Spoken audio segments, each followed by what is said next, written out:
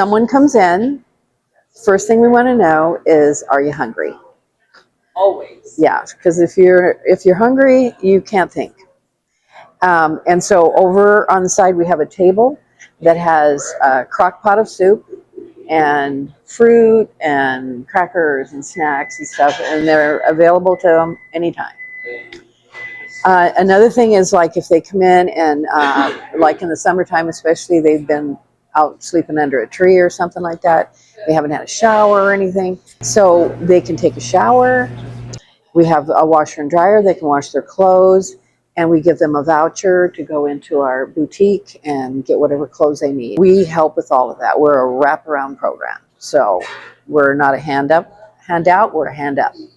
They can do an internship in our cafe, and they'll learn to be a barista. They'll learn about food prep. They'll get their food handler's card. So at customer service, so all the things that they'll need to move from here to a restaurant. We have our boutique, and it's all community supported. Our community really, we get some really quality stuff in here. So, and this is another job opportunity. So they learn retail, they learn customer service, they learn how to market, they learn how to do all the social media stuff.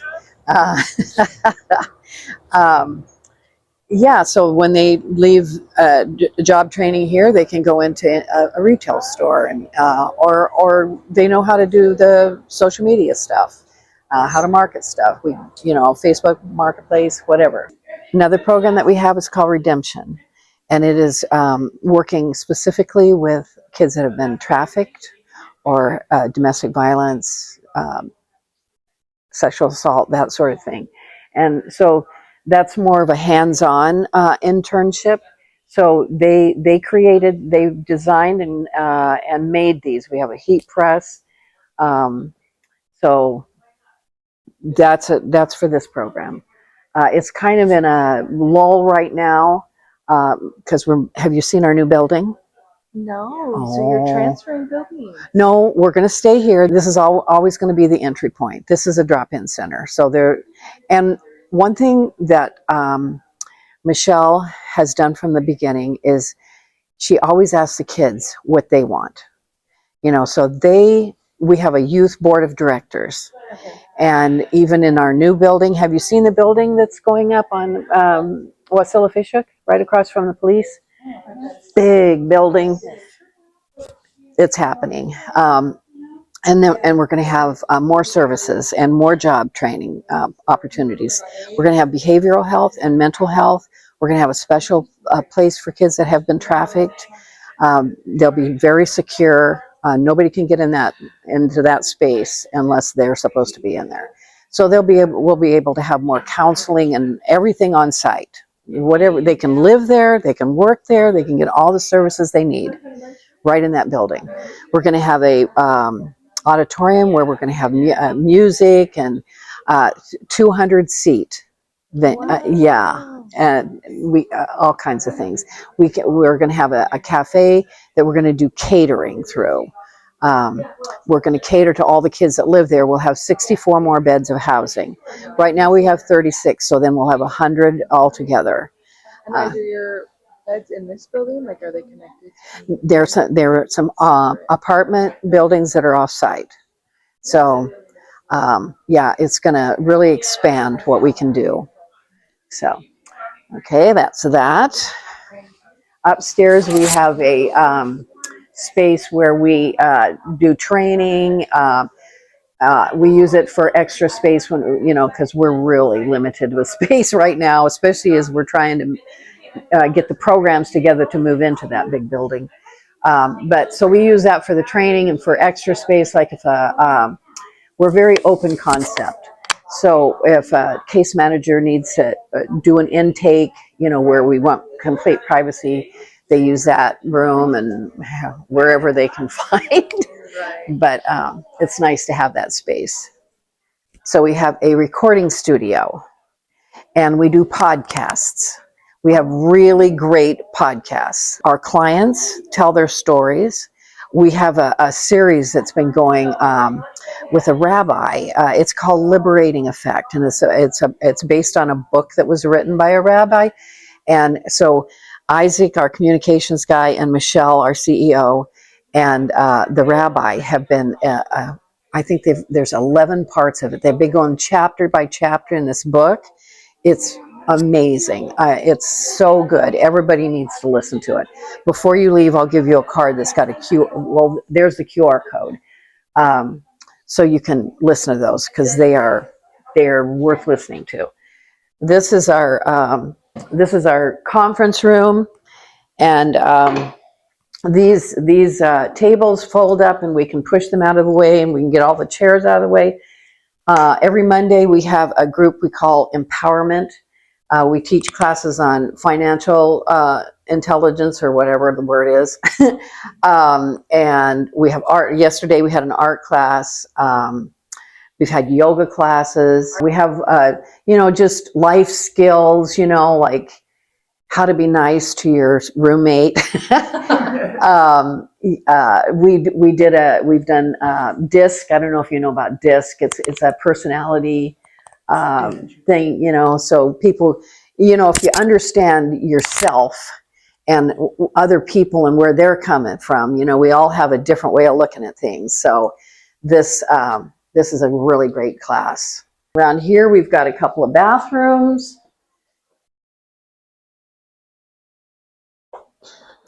Here we have our washers and dryers, so the clients can use them. And here we have a resource room.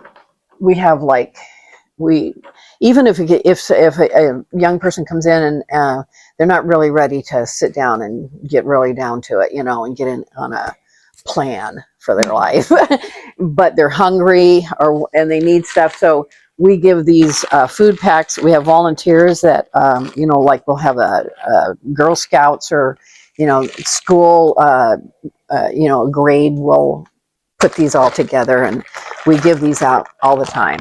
And volunteer, we have an application, so you can just fill out an application, and then we do a background check because we're very picky about who our kids are coming in contact with.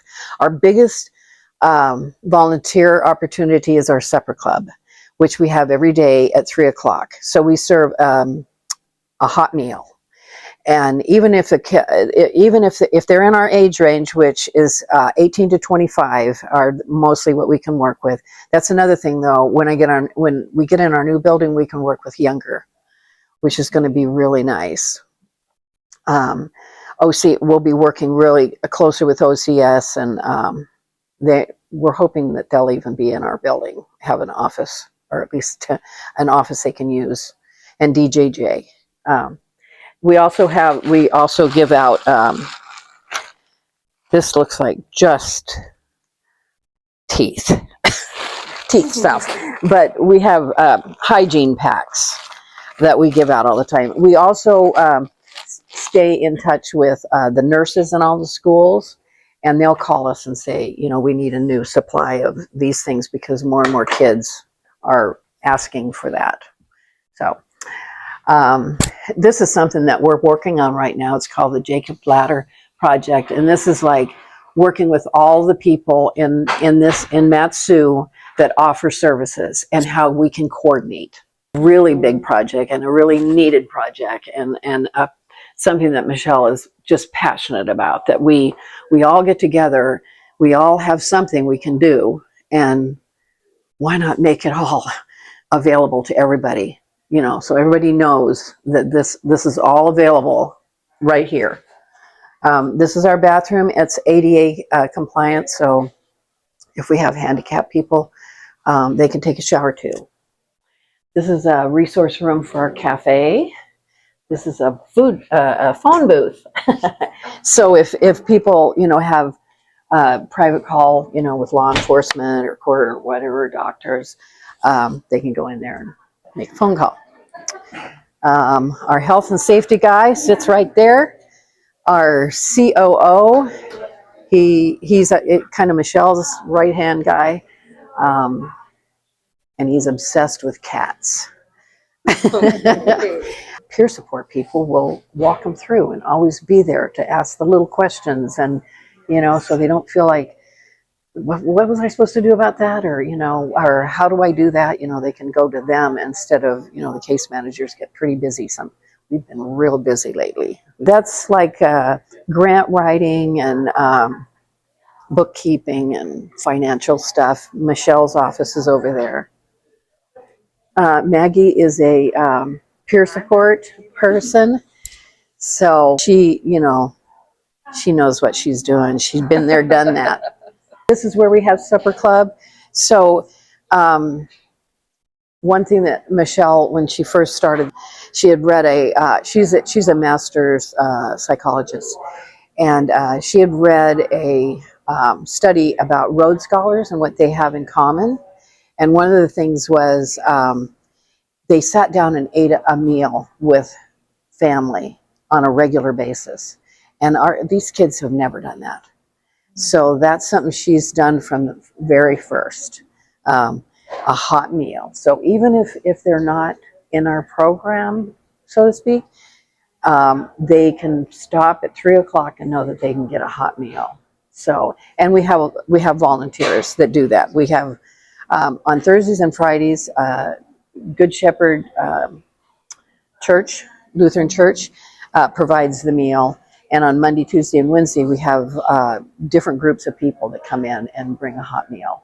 And they prepare it offsite and bring it, because this is an operating cafe, so we can't really have people back here cooking.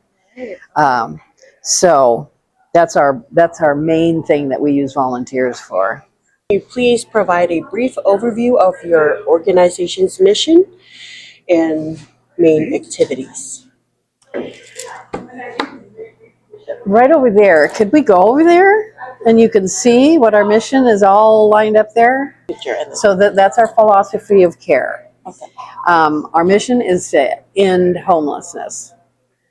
We're a hand up, not a handout. Mm-hmm. And our staff, every single person showed up, and we were offsite, and we all came up with that philosophy of care. So we're all on the same page, and it's all about welcoming people, seeing their value, and we see you. We're going to knock down the barriers. We're not going to do the work for you, but we'll work as hard as you do, and and we'll help you see your dreams come true. Awesome. All right. How long has the organization been operational, and what inspired its founding? I think it was like 2011. Michelle was working at Burchell High School, charter school, and there were more and more kids that were homeless, and there were no services. And so she said, we can do better. And so she and her husband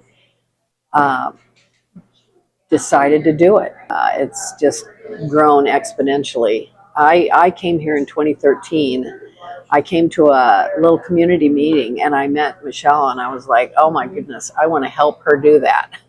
And so I started being a volunteer, and then in 2020 I started working here. But I've worked with other programs, and this is far and away the best.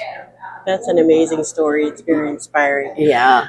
And what are the primary communities or populations you serve?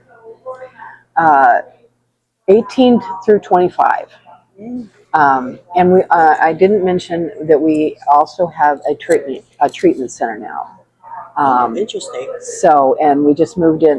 We started it in January of last year, and with very little, but we knew that this building was going to have more of that treatment part, and and we just moved into a bigger facility out in Big Lake. Mm-hmm. So yeah, we offer treatment also.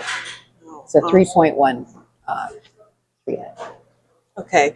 What do daily operations look like at your nonprofit organization?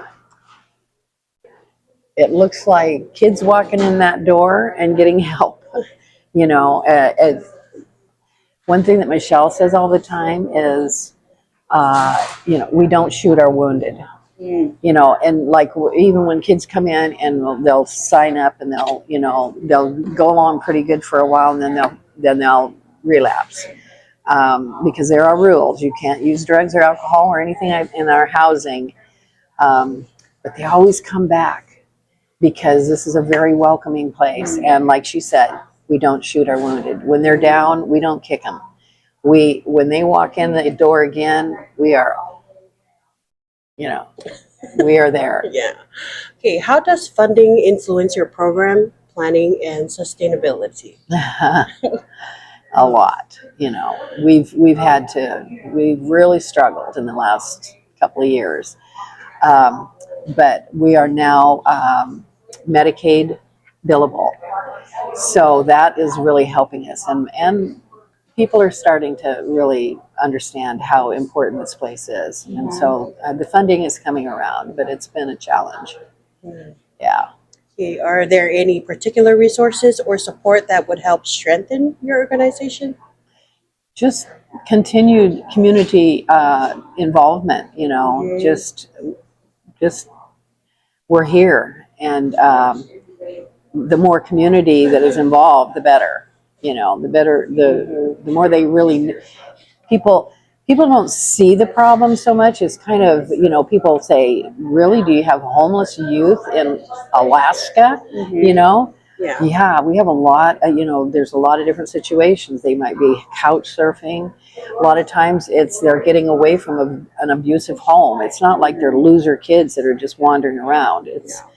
There's many reasons, many stories. So we want to be there.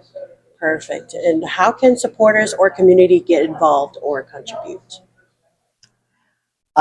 We put out a newsletter every other month. You can let us know your email address or your mailing address, and that newsletter is meant to keep people up on what we're doing, and each one of them has a story of one of our clients who have gone through this program, and they're telling about how it helped them.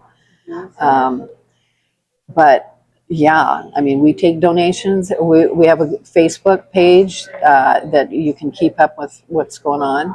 And All yeah, right, perfect. and we're very, very thankful for our community. And we've had a lot of people stepping up and supporting us.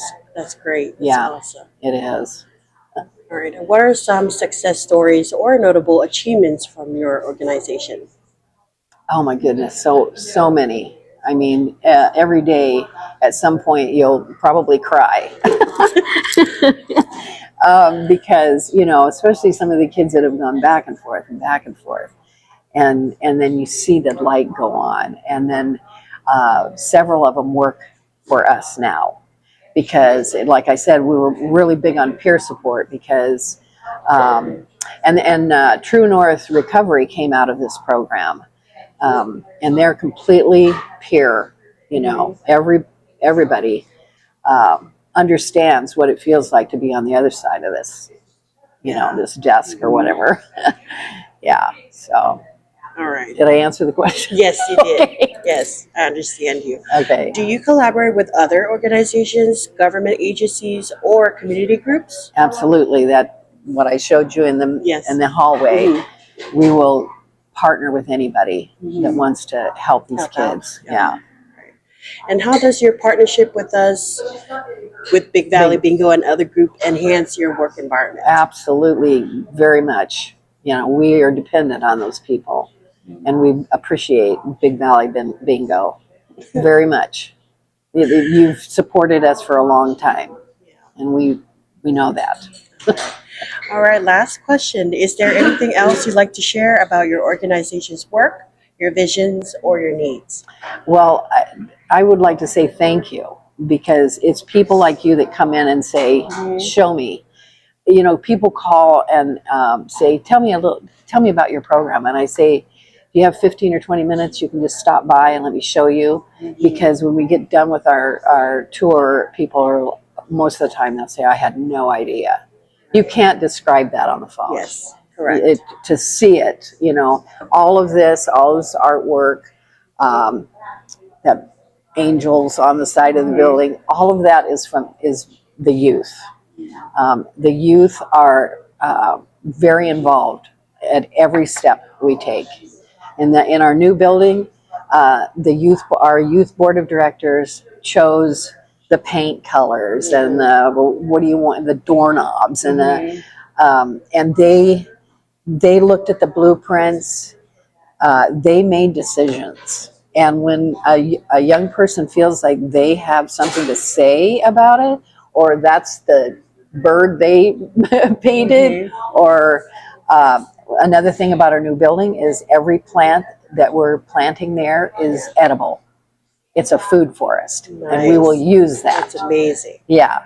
So, and we'll have a little trail system. There's 8.2 acres there. And so we'll have places where they can just sit, and we have a big fire pit. And those are places where they can, you know, be out in nature. And that's a big part of the healing. All right, I think that concludes our interview today. And thank you so much for what you do for our community here. Yeah. And we appreciate you and what you do for everybody. All Thank right. you. Thank you for joining us It today. was a pleasure.